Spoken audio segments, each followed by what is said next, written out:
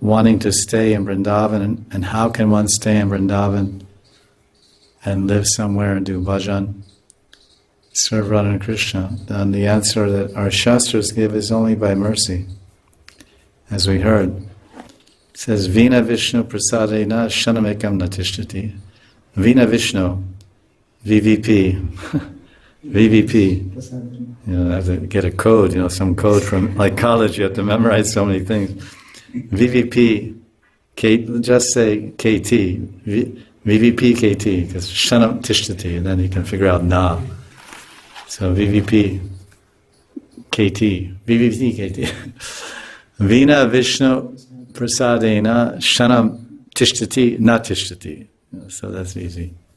So I said, mercy, so we pray. So who do we pray to? We pray to Krishna, obviously. We pray to Radharani. We pray to all the Thakurjis we see. We pray to Radhika and Shamagun. We pray to Giri Govardhan.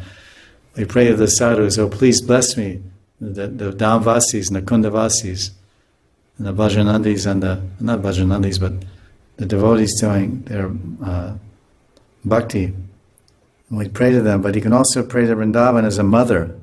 This is the point I want to make in several verses of maybe other Shastras I can't remember, but it's very clear in Vrindavan Mahimamrita by Prabhupada Saraswati that he's seeing Vrindavan like a mother.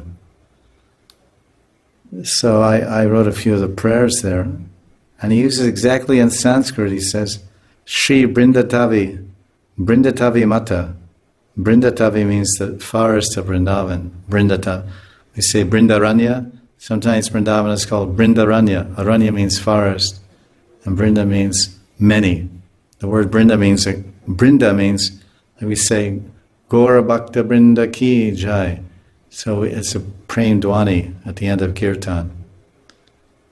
Nita Gaura Bhakta Brinda, Sab Gaura Bhakta Brinda. All the Brinda, Gaura Bhakta Brinda, all the many, many varieties of the whole collection and group of devotees of Gaura Bhakta Vrinda. So Brinda Tavi, or Brindaranya, it's like this, means a group of forests. So he says, Shri Brinda Tavi Mata Ekam Mam Jivatur. He says, you're my only life, is what it means. But in one prayer he says, again and again I have committed inexcusable offenses to you. He's already living here. Still, O Mother Vrindavan, Mata Eva Brindatavi, I am like your son, so please do not abandon me. And then he says, that's in 196. Oh, he says, Asakrid aparad. That means again and again, I have committed offenses. Asakrid aparad, again and again. O Mother Vrindavan, you are my only life and soul. Out of affection for me, please drag me from my friends and relatives and keep me on your lap. You know lap? Yes. This is lap, like a mother keeps her baby. Yes. Like Putana put Krishna on her lap, but that was not a good idea.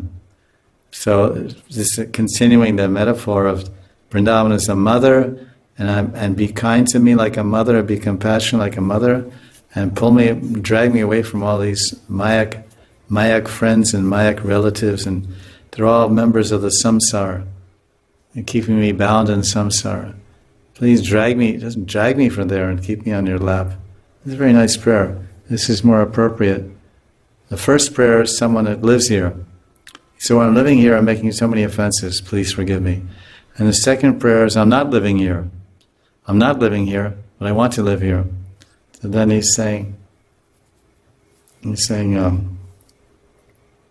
please drag me to Vrindavan. So that's a nice one for you. Pray that one. Yeah. I'll repeat it again.